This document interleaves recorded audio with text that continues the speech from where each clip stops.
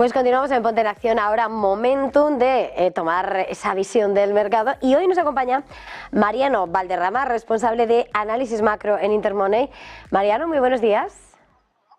Hola, buenos días. Bueno, lo primero, antes de entrar en esa cuestión grande, porque si hoy hay una referencia clara, es la macro, es el dato que vamos a conocer en breve, pero en cuanto al momentum del mercado, ¿cuál es vuestra visión? Creo que el momentum está siendo bastante positivo, particularmente en renta variable. Y llama un poco la atención, ¿no?, esta recta final del año en el cual el momentum está siendo especialmente intenso en los selectivos europeos, concretamente en Alemania, en el DAX. El índice ha subido un 7% desde la designación de Donald Trump como presidente de Estados Unidos. Y es curioso, ¿no?, que dentro de esa esfera negativa que estábamos viendo y esos riesgos a la baja para el crecimiento, hay una serie de particularidades que están ayudando a generar confianza, ¿no? Por ejemplo, en el caso de Europa y más concretamente en el de Alemania, por un lado la inestabilidad política ha abierto el tema sobre si Alemania debería de permitir y tolerar niveles de déficit mayores, ¿no? Luego estamos viendo también, por ejemplo, al final cómo las posibles demandas de Estados Unidos de cara a una mayor inversión en determinados sectores como defensa, está también impulsando, por ejemplo, a las compañías relacionadas con esos sectores en los cuales Estados Unidos estaría demandando para Europa una mayor inversión. Y luego, pues bueno, la crisis arancelaria que podría suceder, ¿no?, las presiones derivadas de mayores aranceles por parte de Estados Unidos, pues ahí hay una realidad, ¿no? Y es que impulsan al dólar en contraste con el euro. Pero claro, eso para países con un gran peso exportador como Alemania les favorece, ¿no?, que haya un euro relativamente débil, ¿no? Entonces, es curioso cómo se ha generado, ¿no?, ahí un cierto foco de esperanza, también incluso que incrementado, ¿no?, por las intenciones del gobierno chino de aplicar más estímulos, viendo que la demanda interna china sigue sin funcionar, ¿no? Y bueno, sí es cierto que tenemos que tener la lupa muy presente en los riesgos en sí, ¿no? Porque no hay nada, ¿no?, escrito sobre determinadas cuestiones, como por ejemplo si China realmente acabará comportándose mejor, ¿no? Y eso siempre acabará afectando a Europa, principalmente a economías muy vinculadas con el ciclo del gigante asiático, como Francia o Alemania. Y en cuanto a Estados Unidos, pues bueno, lo que estamos viendo es realmente cómo las medidas van encaminadas a que la demanda interna siga siendo sólida. En este escenario, volviendo, ¿no?, a la cuestión de Estados Unidos y la macro, el mercado está esperando ese dato de IPC, ese dato de inflación. Mañana tocará la mayorista. Hoy se espera repunte, sobre todo en esa tasa mensual del 0,3% también. ¿Cómo mides ahora mismo, cómo medís la lectura en cuanto a esa batalla contra los precios por parte de la Reserva Federal y lo que está siendo la visión sobre la economía americana? La realidad es que la inflación en Estados Unidos va moderando con cuentagotas, pero bueno, quitando una serie de particularidades, ¿no?, la realidad es que se ve una deflación en una amplia amalgama de componentes, ¿no?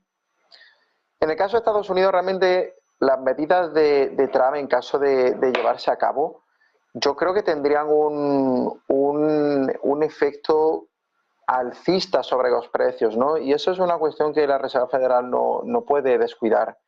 Hemos visto, por ejemplo, una serie de indicadores y de datos que han ido moderando, porque la realidad es que los precios altos, por ejemplo, sí tienen una incidencia muy clara en determinados segmentos poblacionales, pero hay otros que, por ejemplo, sí tienen una mayor capacidad de seguir extendiendo el consumo. Pero luego, por otro lado, como hemos comentado anteriormente, ¿no?, en el caso de Alemania y determinados sectores que se podrían ver beneficiados por las medidas de Trump, en el caso de Estados Unidos sucede lo mismo. Ayer fue muy interesante, por ejemplo, ese impulso fuerte, ¿no?, que se vio en el dato de confianza de pequeñas y medianas empresas en base al NFIB. y se veía pues un optimismo muy alto, claro. Al fin y al cabo, medidas Made in America, ¿no? Y aranceles encaminados a proteger lo que viene siendo, ¿no? El pequeño sector empresarial de Estados Unidos, pues tenía un claro reflejo, ¿no? En una mejora de la confianza y del optimismo.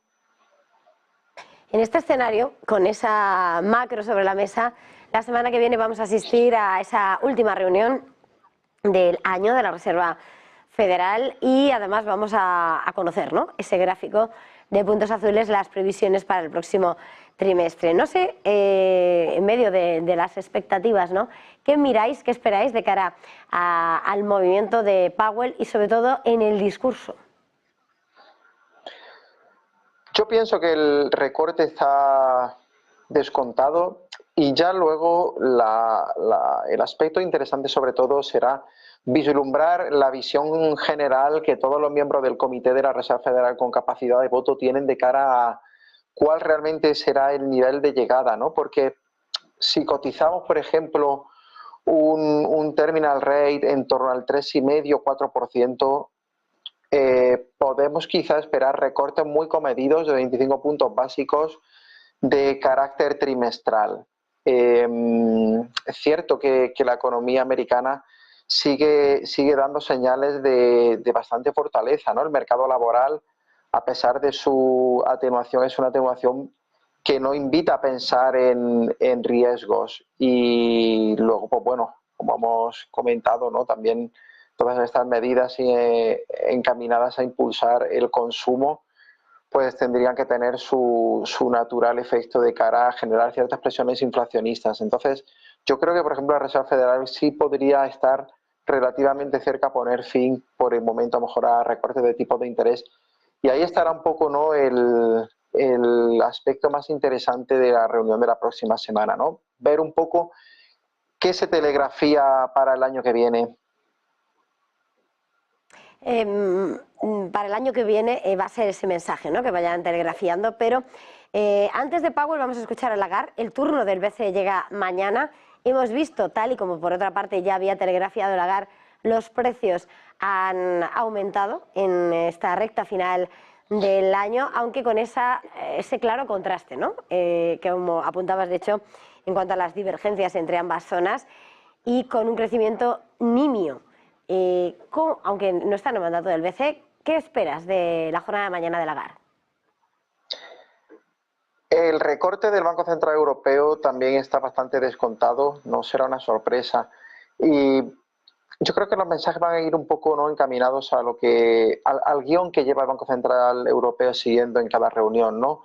Muy pendientes de la datología, pero apuntando a que la batalla contra la inflación realmente se encuentra en niveles, en un punto próximo a su fin, ¿no? Hemos visto, por ejemplo, un impulso reciente en los precios derivados de efectos de base con los precios energéticos, y los servicios, pues bueno, van moderando, ¿no?, dentro de su característica resistencia. Hemos visto, por ejemplo, un empeoramiento en determinados indicadores, indicadores de confianza principalmente, un poco poniendo en valor, ¿no?, ese escenario más peliagudo que tendría la eurozona, ¿no?, en caso de que Estados Unidos, por ejemplo, aplicase aranceles más fuertes, y eso es un riesgo a la baja para el crecimiento en sí. Luego, sin embargo, como hemos comentado al comienzo de mi comparecencia, pues sí hay aspectos, por ejemplo, positivos, ¿no?, como esos sectores que acabarían siendo los grandes ganadores, ese euro más débil y ese efecto impulso que generarían en exportaciones. Y luego una base que también hay que tener en cuenta que son, yo creo que relativamente buenas para Europa, ¿no?, dentro de la cierta negatividad que estamos viendo, como por ejemplo un mercado laboral sano, unos salarios en términos reales positivos. Yo creo que todo eso, por ejemplo, no se le escapa al Banco Central Europeo, que yo creo que es relativamente optimista, aunque la idea está en que sigamos viendo recortes. Este tipo de recortes, por ejemplo, podrían generar un mayor impulso, bueno, podrían no, generarán un mayor impulso en cuanto al consumo de los hogares en la eurozona. Y por otro lado, como hemos comentado, ya no solamente el riesgo arancelario, sino ese gap que hay entre los tipos de interés en Estados Unidos y Europa, eurozona, pues bueno, al final sirven un poco de impulsor para, como hemos comentado, ¿no? Ese euro débil y ese atractivo en sí, ¿no? Mirando precisamente a la economía de la eurozona, aunque en realidad es el panorama global, Europa mira mucho a China, sobre todo, ¿no? También esas economías exportadoras, ese sector del lujo, bueno, lo que es ese comercio clave. Y esta semana estamos esperando ese cónclave anual para que digan qué va a pasar. Sus objetivos para 2025. Xi Jinping ha dicho que va a cumplir con el objetivo del 5%, aunque de momento les ha costado. Han hablado ahora de llevar a cabo ese cambio en políticas fiscales proactivas, aunque se ha resistido a llevar a cabo esos estímulos fiscales que le pedía el mercado. Y ahora falta ver cómo se implementan, pero desde septiembre hemos visto ese goteo continuado junto con lo que está siendo esa política también para tratar de conquistar el entorno de Donald Trump. No sé, a partir de ahora, ¿qué esperáis de China por su impacto? Yo pienso que si vamos a tratar antes la cuestión de China, hay que tratar antes también un poco los asuntos de Estados Unidos. Desde mi punto de vista, no veo, por ejemplo, a Estados Unidos aplicando políticas arancelarias tan agresivas, básicamente porque la economía se está comportando bastante bien y la lógica yo creo que apuntará a que haya cierto inmovilismo, ¿no? ¿Para qué tocar algo cuando realmente está funcionando, ¿no? Eso a China le vendría realmente bastante bien. China es un país que ha ido reduciendo paulatinamente su dependencia de Estados Unidos. Actualmente creo que las exportaciones de China a Estados Unidos representan un 14% del total, cuando antes, en la primera época de Trump, hablamos de un porcentaje era un 19-20%. Sin embargo, China claramente vende más a Estados Unidos que viceversa. China, el problema que hay para mí, que ya lo hemos tratado en anteriores ocasiones, es una crisis de confianza. Es una crisis de confianza que no se solventa desde mi punto de vista con políticas monetarias, se solventa con políticas fiscales. Pero claro, China también es un país que tiene demasiados desequilibrios como para poner toda la carne en el asador, ¿no? Lo que estamos viendo es medidas con cuentagotas y claro, eso al final hace que todas las acciones tengan un efecto muy en el corto plazo que acaba diluyéndose, ¿no? Para mí China es un poco incógnita en ese sentido, pero la realidad debería de ser, ¿no? Que si tenemos, por ejemplo, un 2025 en el cual la mejora a nivel global es mejor, principalmente en Europa, eso acabe teniendo una repercusión positiva en China, principalmente en el sector de bienes, que es tan importante para el gigante asiático. De todas formas, bueno, como también sabemos más o menos todos, ¿no? Los objetivos que siempre se marca el Politburo chino, siempre acaba consiguiéndolos, ¿no? Aunque se logren, ¿no? con ciertos parches. Como he comentado, es una cuestión de confianza ciudadana principalmente, y habrá que ver cómo gestiona ese gobierno y cómo trata de impulsar la demanda interna. Antes de terminar, a la hora de analizar el mercado y esas oportunidades, desde Intermoney, ¿dónde miráis? A nivel de mercado, bueno, como hemos comentado, está siendo una recta final de año bastante positiva, en renta variable principalmente. Y yo creo que la designación de Trump y los mensajes claros que el actual presidente ha ido lanzando, ¿no? Pues deja una serie de sectores que tienen un recorrido más favorable que otros sectores que realmente son los que están un poco más a merced, ¿no? De cara a sus políticas arancelarias en caso de que se apliquen, ¿no?